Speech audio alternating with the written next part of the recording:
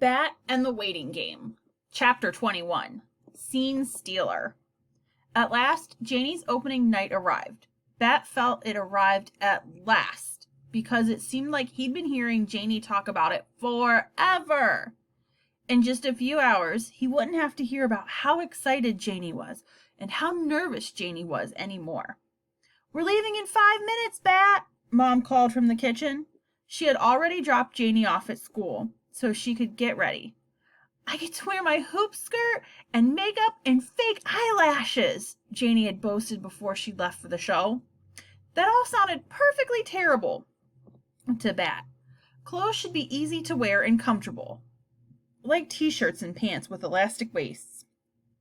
And the thought of anyone gluing anything to his eyelids made Bat positively twitchy. Bat looked around his room. He didn't want to go to Janie's play. In the last few weeks, he'd spent so much more time away from home than he was used to that another night out sounded just awful. And there was little Thor in his playpen, finished with his dinner and looking up at Bat expectantly. Every night after dinner, Bat had been taking Thor out and working on training him to come and stay. They were still working on stay. "Oh, little Thor," Bat said to the kit, "you look lonely in there." Bat felt lonely too, even though he was about to go to a theater filled with people. Sometimes that was when Bat felt the loneliest of all, in a crowd. Without really thinking about it, Bat slung Thor's sling around his neck and scooped it up in the kit, nestling him in place. This time, it was a really tight fit to get Thor into the sling. Bat would have to ask Lawrence to make him a bigger one. He grabbed his jacket, put it on over the sling, zipping it up all the way to the top. "Just settle down and take a nap," Bat whispered, "and you can come with me to the show." When Bat came into the kitchen, Mom said, "Are you sure you want to wear your jacket? It's a lovely night." "I am sure I want to wear my jacket," Bat answered. Outside of the theater, Bat saw lots of people who had come to see Janie in her play.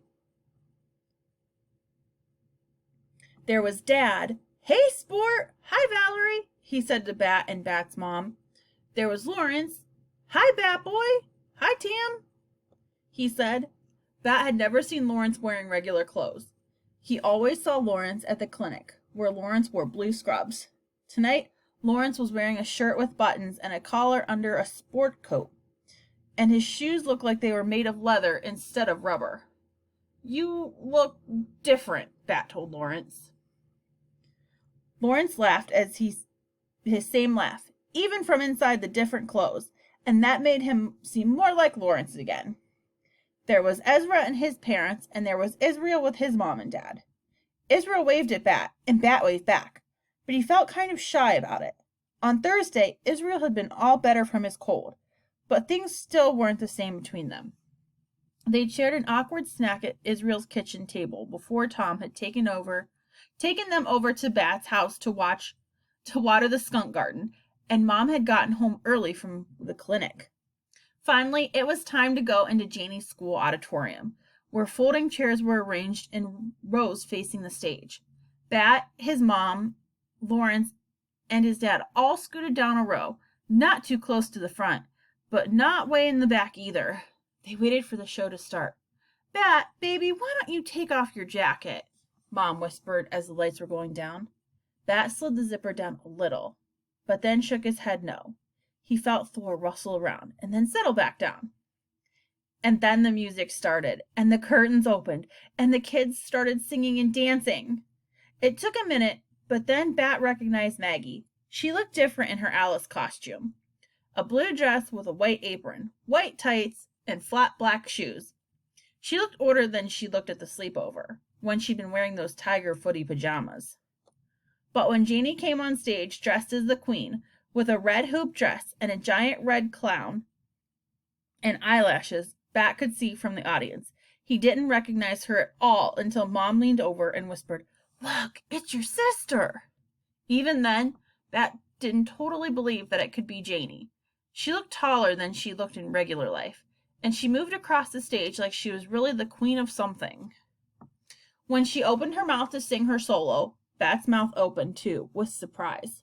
It was Janie! That was the same song she'd been practicing all month, amplified by the microphone she wore taped to her cheek, supported by the music that played along with her, backed up by all the other performers as they danced behind her. She's amazing, Bat whispered. Janie's song was so strong and loud and wonderful that Bat leaned forward in his seat. He had no idea that Janie could be so wonderful. He had no idea that she was so talented and brave. He had no idea that skunk yelled a voice in the dark, high-pitched and loud. Skunk yelled another voice, and then another, until the auditorium rattled with yells. And then it was filled with something worse, the sharp, acidic stink of a skunk's for a spray. Chair turned over as the audience rushed towards the exit. Bat panicked, eyes stinging from the odor, dropped to the ground and felt around desperately for Thor. Oh, what a mistake it had been to bring Thor. Thor! He cried into the dark. Beside him, Mom called, Thor! And then Bat heard Dad's voice, Thor! And Lawrence, Thor! Someone turned the lights on, and Bat spied a black and white tail 2 rows up, sticking out from behind an overturned chair. Quick as he could, Bat scuttled over on his hands and knees and scooped up the kit into his arms, cradling him close. Bat blinked against the sudden light. He looked up, and there, on the stage, arms crossed, crown listing to one side, stood Janie. Chapter 22. No tomato juice. Bat! It was Israel in the parking lot. Is Thor okay? Bat nodded, which made the tears brimming in his eyes spill down his cheeks. Thor is fine, he said. He's right here. He patted the sling. Bat, buddy, I really don't think it was a good idea to bring that thing to your sister's play, Dad said. Thor isn't a thing. The only thought of frightened Kit tucked back into his sling kept Bat from yelling the words. Okay, Bat, Mom said in her soothing voice. Let's go home. She opened the rear door of their station wagon and ushered Bat inside. Janie was already sitting in the car, in the seat next to Bat. She had changed out of the hoop skirt and crown and back into her regular clothes, but she still had her makeup on and her arms were still crossed. She didn't say anything to Bat when he got into the car. She didn't say anything when Mom got into the front seat and started the engine. And she didn't say anything the whole ride home. Not one word about how Thor had sprayed in the middle of her solo, clearing out the auditorium. Not one word about how Bat had ruined the whole play. Nothing. Bat had wished in the past that Janie would stop talking so much. Right now, though, Bat wished his sister would say something. Anything. Keeping that skunk kit was the worst idea ever, Janie said when they got home, before she got out of the car. I wish Mom had never brought him home. Anything, Bat thought, except Bat. Bat had a terrible night's sleep. It was partially because he still smelled a little bit like skunk spray. Mom had washed his clothes and given him a mixture of hydrogen peroxide, baking soda, and dish soap to scrub with in the shower, and Bat had washed with it from head to toe, even though Thor hadn't directly sprayed on him. She also called everyone she could think of who was at the show and might have gotten sprayed to tell them about the recipe. It's the only thing that works, she said over and over again. No, tomato juice doesn't really work, she said, and again and again and again. Bat heard her say, I am so sorry this happened. So sorry. But it really wasn't the skunky smell that kept Bat from sleeping. At the breakfast table, it was obvious that Bat wasn't the only one who had a poor night's sleep. Janie's eyes were red-rimmed and puffy, and Mom, too, looked tired, yawning over her steaming mug of coffee. Janie refused to eat anything at all.